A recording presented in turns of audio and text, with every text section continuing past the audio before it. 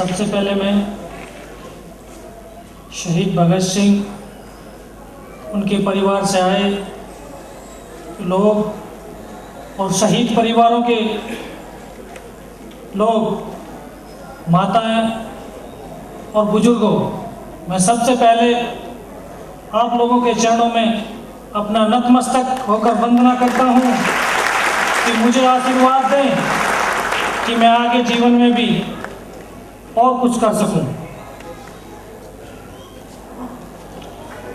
किसी ने कहा है कि वक्त का लिखा न कभी मिट सकता है और उसकी मर्जी के बिना पत्ता तक न हिल सकता है।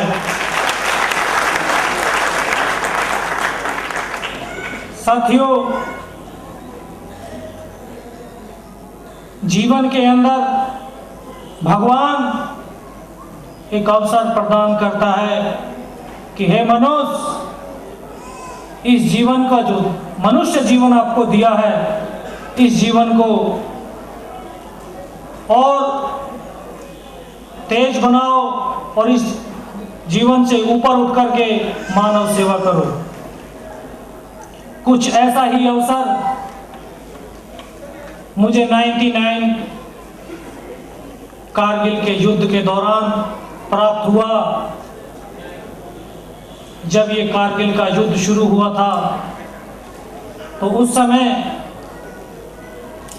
मैं अपने नए जीवन की शुरुआत करने के लिए अपने घर शादी करने के लिए आया हुआ था।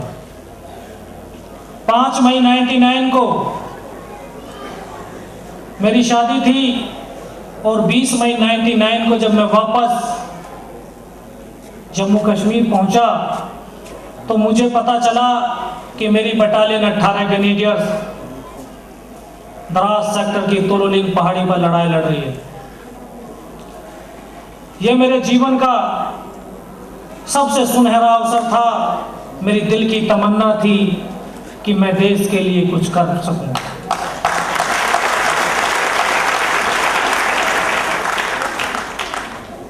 मुझे गर्व है अपने इस देश के ऊपर और गर्व है अपने माता पिता के ऊपर कि जिन्होंने मुझे इस धरती पर जन्म दिया और इस धरती पर कुछ करने का अवसर प्रदान किया।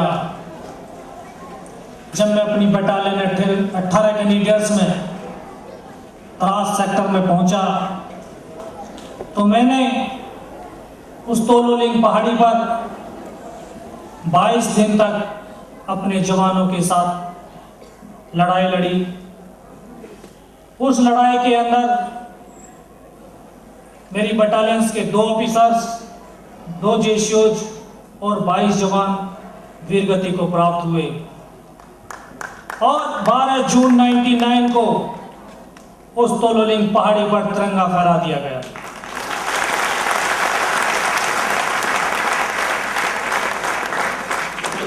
उसके बाद मेरी बटालियंस को जो द्रास सेक्टर की सबसे ऊंची चोटी टाइगर हिल टॉप था, उसको कैप्चर करने का आदेश दिया गया। उस आदेश को सुन करके हमारे commanding officer colonel Kushal Chand Thakur ने अपनी बटालियंस में एक नई घातक टुकड़ी का निर्माण किया जिसमें यंग सोल्जरों को उन्होंने चुना पूरी बटालियन से। मैं बड़ा सौभाग्यशाली रहा कि मैं उस टीम के अंदर मेरा चुनाव हुआ और मुझे एक सौभाग्य की बात और कि उस टीम का सबसे आगे चलने वाला सदस्य भी बनाया गया। ये टुकड़ी मेरी बटालियंस की एक अहम टुकड़ी थी जिसको सबसे पहले टाइगर हिल टॉप पर जाकर के फतेह करनी थी और उस रास्ते से जाकर के फतेह करनी थी जिस रास्ते से पाकिस्तानी ये सोच भी नहीं सकते थे कि यहां से भी इंडियन आर्मी ऊपर आ सकती है। साथियों, 2 जुलाई 99 को हमने टाइगर हिल टॉप पर चढ़ने की तैयारी शुरू कर दी और शाम को 6:30 बजे हमने चढ़ना भी शुरू कर दिया। 3 दिन 2 रात की यात्रा करने के बाद 5 जुलाई 99 को सुबह हम उस टाइगर हिल टॉप के ऊपर चढ़ पाए। सुबह का वक्त था, रास्ता इतना कठिन था कि रस्सा का सहारा लेकर के आपस में साथी अपना एक दूसरे का सहारा लेकर के उस मंजिल को तय कर रहे थे। बर्फीली आंधियां चल रही थी, मुंह पर थपेड़े से मार रहे थे, लेकिन इन सब की परवाह न करते हुए हम कदम से कदम मिला करके आगे बढ़ते रहे। उसी क्षण हमारे ऊपर दुश्मन का फायर आया। जिस रास्ते से हम चल रहे थे उस रास्ते के दोनों तरफ नाले थे और नालों में दुश्मनों का बंकर था। अंधेरे की वजह से हम उन बैंकरों को नहीं देख पाए और उन्होंने हमारे ऊपर फायर कर दिया। अंधाधुंध गोलाबारी शुरू हो गई। तकरीबन 10:30 बज चुके थे दिन के। 5 घंटे के फायर में दुश्मन ये अंदाजा नहीं लगा सका कि यहाँ इंडियन आर्मी के कितने जवान हैं। हम 7 जवानों ने दिखा दिया कि यहाँ पर हम 7 जवान नहीं बल्कि 700 जवान हैं।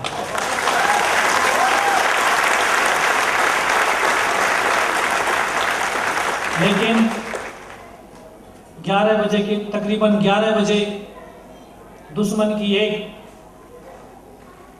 छोटी सी टुकड़ी हमको देखने के लिए आई कि वास्तव में यहाँ पे 7 कम जवान हैं या ज़्यादा हैं। जब वो हमारे बिल्कुल नज़दीक आई तो हमने उनके ऊपर फायरिंग शुरू कर दिया, जिसमें 8 को मौत के घाट उतार दिया और 2 को घायल कर दिया।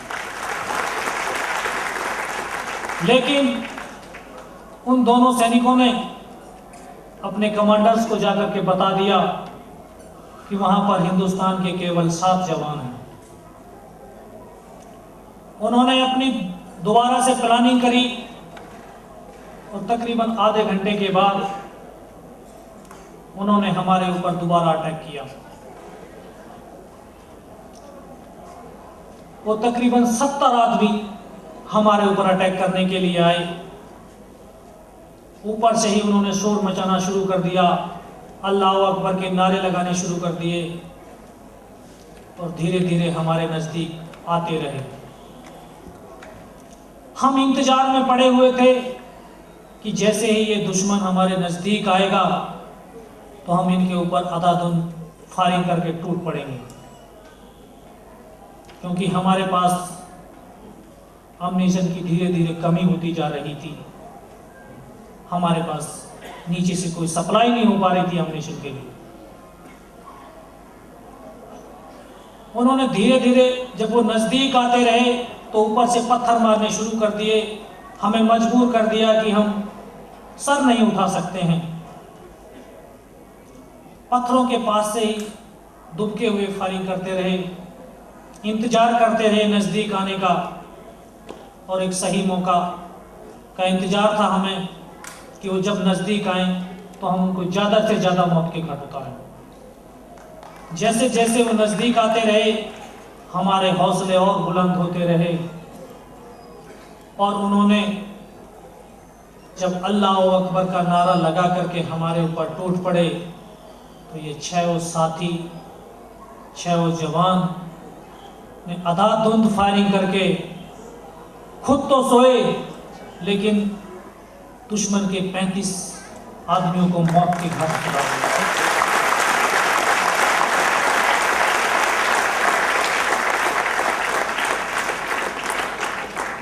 मैं भी बेहोशी अवस्था में था, घायल हुआ था, चारों तरफ से खून निकल रहा था शरीर से, लेकिन साथियों दर्द नहीं हो रहा था, क्योंकि ये जुनून जब सिर पर चढ़ जाता है तो उस समय सिर्फ तिरंगा या भारत माता ही दिखाई देती है।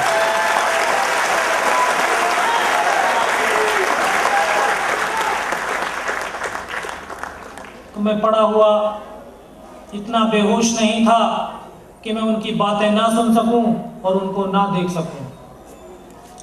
मैं चुपचाप अपनी अवस्था में पड़ा रहा और सही मौके की तलाश में था कि अभी मैं अकेला हूं और दुश्मन अभी ज्यादा है। जैसे ये इकट्ठा होगा मैं मौके का फायदा उठाऊंगा और इनको ज्यादा से ज्यादा मार गिराऊंगा। मैं इस लिए भी जो है ज्यादा बेहोश पड़ा हुआ था कि मैंने सुना था कि ये पाकिस्तानी आर्मी के सैनिक हिंदुस्तान के साथ क्या क्या सलूक करते हैं। मैं भी देखना चाहता था कि वास्तव में क्या इतना ये सलूक करते हैं हमारे साथ। तो दोस्तों, हमारे सारे साथी मेरे सारे साथी शहीद हो चुके थे। एक मेरे सामने डेड बॉडी थी मेरे साथी की, एक मेरी बगल में थी, 4 मेरे साथी दूसरे पत्थर के पास थे। तो उन्होंने 3 बार आकर के गोलियां मारी, डेड बॉडियां छलनी कर दी उन्होंने। फिर भी उनको सब्र नहीं आया, फिर उन्होंने बूट की ठोकरें मारी, फिर भी सब्र नहीं आया, फिर गालियां दी, बहुत गालियां दी। गालियां देने के बाद उन्होंने हमारे जो 500 मीटर नीचे लगी एमएमजी पोस्ट था, उसको पोस्ट को बर्बाद करने के लिए अपने साथी जो उनके साथी मस्को घाटी में तैनात थे उनको मैसेज दिया कि यहां पर इंडियन आर्मी का जो एमएमजी पोस्ट है इसको बर्बाद कर दो। मेरे दिल के अंदर एकदम घंटी बजी कि अगर इन्होंने एमएमजी पोस्ट को कब्जा कर लिया, ऊपर इनका पोस्ट है, नीचे इनका पोस्ट हो जाएगा, तो नीचे वाले साथी तो अपना आप खत्म हो जाएंगे जो बीच वाले साथी हैं। क्योंकि नीचे वालों को नहीं पता है कि ऊपर वाले साथी वो शहीद हो चुके हैं। कि मैंने ऊपर वाले से दुआ करी कि हे भगवान, मुझे इतना जिंदा रख दे कि मैं अपने साथियों को सूचना दे दूं कि आपके ऊपर अटैक होने वाला है। दोस्तों, जब सच्चे दिल से किसी चीज को करने की दिल में ठान लेते हैं तो वो काम अपने आप बनता चला जाता है, भगवान उसमें साथ देता चला जाता है। मैं ये सोच ही रहा था कि अपने साथियों के पास कैसे सूचना भेजाऊं। उतने में ही जो दुश्मन का ऑफिसर था उसने बोला कि इन हरामजादों की राइफल्स उठा लो। उनका एक साथी हमारी राइफल उठा रहा था, दूसरा साथी दोबारा से गोलियां मार रहा था।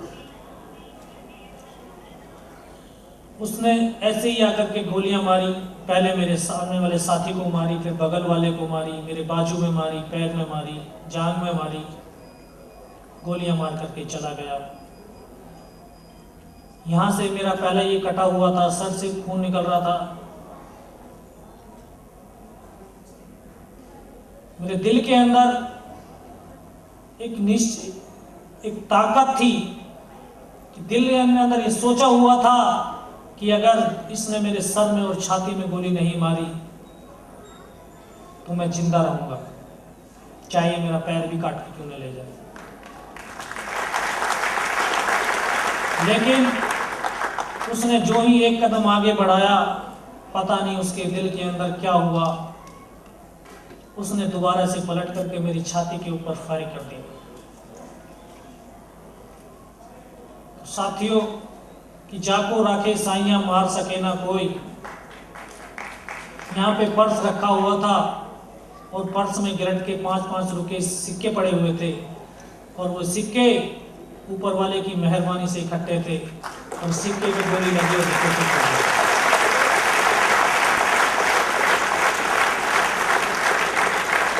गोली के धक्के से मुझे भी एहसास हुआ कि मैं मर चुका हूं। लेकिन जो दुश्मन मेरी राइफल उठा करके वापस अपने साथियों की तरफ भागा तो एकदम झटके से आंखें खुली और एकदम अंतरात्मा ने आवाज दिया कि योगिंदर अभी तक नहीं मरा है तो अब तेरे को कोई मार भी नहीं सकता।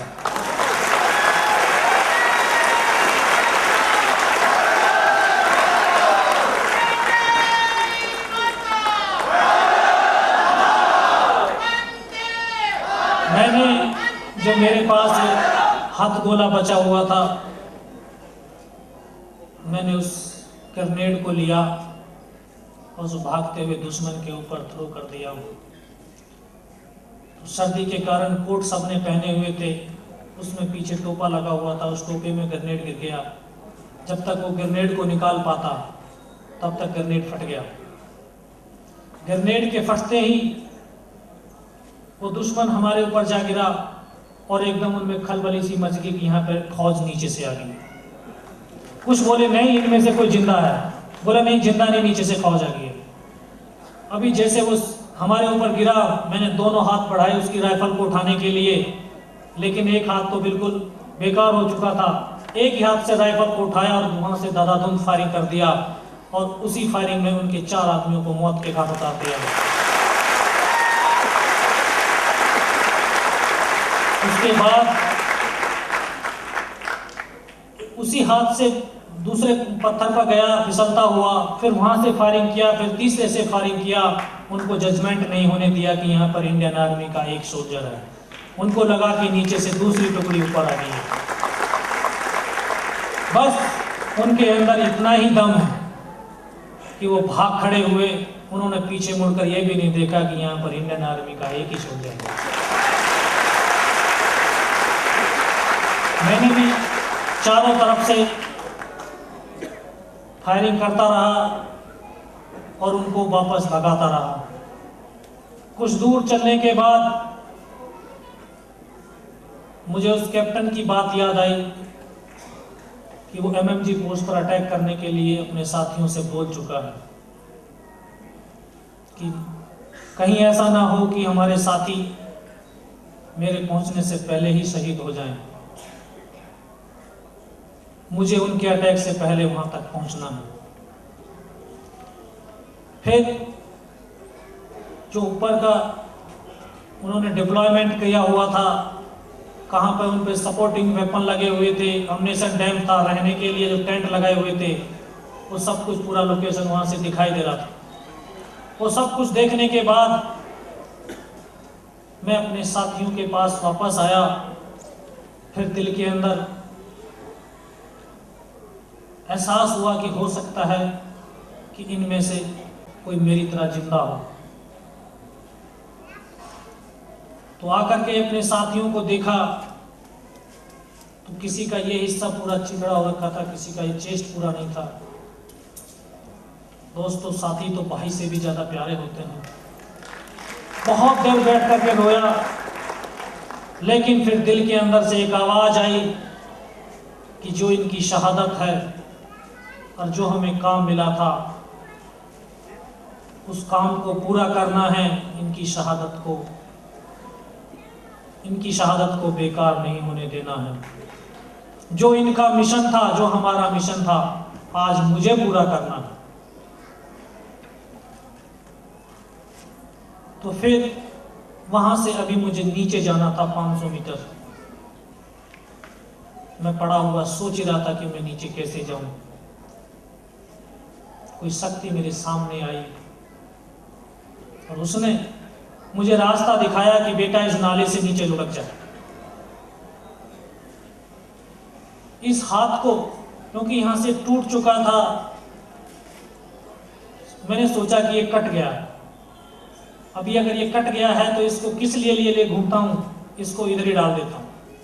मैं इसमें झटका मारा, लेकिन ये चमड़ी इलझी हुई थी तो ये टूटा नहीं। ऐसे बांधने की कोशिश करी, ये बंधा नहीं। फिर इसको उठाया, पीछे बेल्ट में फंसाया इसे, फिर उस नाले से लुढ़क गया। लुढ़कता लुढ़कता जब काफी नीचे पहुंचा तो फिर एकदम दिमाग घुमा, यार तू हिंदुस्तान की पाकिस्तान की तरफ तो नहीं लुढ़क गया। फिर मैंने देखा कि मेरे साथी जो मेरे साथ ऊपर चढ़ने के लिए मेरे साथ थे, वो वापस एमएमजी पोस्ट की तरफ आ रहे थे। जो हमारे team commander lieutenant Balwan Singh और कैप्टन सचिन निम्बालकर। मैं उनको आवाज़ दिया तो उन्होंने मुझे उस नाले से ऊपर खींचा, और जब मेरी कंडीशन देखी तो कोई ये नहीं कह रहा था कि ये जिंदा रहेगा। पूरी ड्रेस चीतरे चितरे हो रखी थी, लेकिन मेरे दिल के अंदर जज्बा था कि मैं जिंदा रहूंगा। मैं उनको बोला, सर कि मुझे कुछ नहीं हुआ है, लेकिन यहाँ MMJ पोस्ट पर अटैक होने वाला है। उन्हें CO साहब को रिपोर्ट दिया कि बोला साहब, जो आज हमारी टुकड़ी ऊपर गई थी अटैक के लिए, उसमें से एक बंदा जिंदा बच के आया है और 6 जो साथी थे वो शहीद हो चुके हैं। उन्होंने CO साहब ने मुझे बोला तुरंत इस जवान को मेरे पास भेजो। तो 2 बज चुके थे उस टाइम तक। CO के पास जब मैं पहुंचा तो 7:30 बज चुके थे। फर्स्ट एड तो मेरा हो गया था, लेकिन खून का बहना बंद नहीं हुआ था। जब मैं CO साहब के पास पहुंचा तो आंखों के आगे बिल्कुल अंधेरा हो चुका था, कुछ पहचान नहीं पा रहा था, बोल तो बराबर रहा था। CO साहब ने बोला, बेटा मेरे को पहचान रहा है? मैं बोला, साहब मैं नहीं पहचान रहा, मुझे कुछ दिखाई नहीं दे रहा। तो उन्होंने बोला, हाँ बेटा बता कुछ। मैं, साहब मुझे सर्दी लग रही है। उन्होंने अपने टेंट में डाला, 3-4 स्टोव जलवाए, ग्लूकोज का बोतल पिलाया, फिर बोला, हाँ बेटा बता। फिर मैं उनको पूरा शुरू से आखिर तक की कहानी बताई कि साहब हमारे साथ ये हुआ और ये अभी होने वाला है। हमारे CO commanding officer colonel Kushal Chand Thakur ने दोबारा से रीप्लानिंग बनाई, और जो बराउ कंपनी, रिजर्व कंपनी थी मेरी बटालियंस की, उसको टाइगर हिल टॉप पर भेजा, और उसी रात को उस टाइगर हिल टॉप पर देश का तिरंगा फहरा दिया।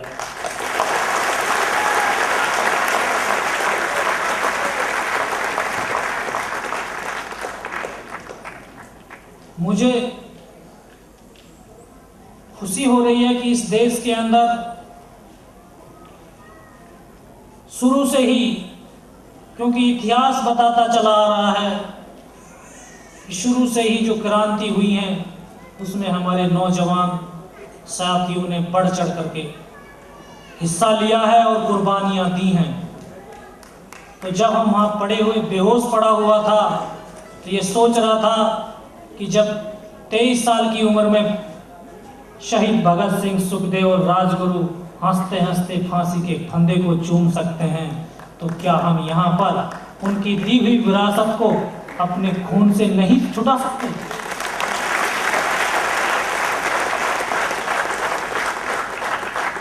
अभी तो उन्होंने तो अपना सर्वस्व त्याग दिया, अपना पूरा बलिदान इस देश के लिए दे दिया। हमने तो सिर्फ अभी थोड़ा सा खून बहाया है, बलिदान देना तो अभी बाकी है। और साथियों कि मैं अभी अपनी बात को इन 2 शब्दों के साथ विराम देना चाह रहा हूं कि कर्मवीर को कोई रोक नहीं सकता है करने से, पर उसको कौन मार सकता हो जो डरता हो ना कभी मरने से। जय हिंद, जय भारत। कुछ दे तो नहीं सकते, मगर मैं परमपिता पर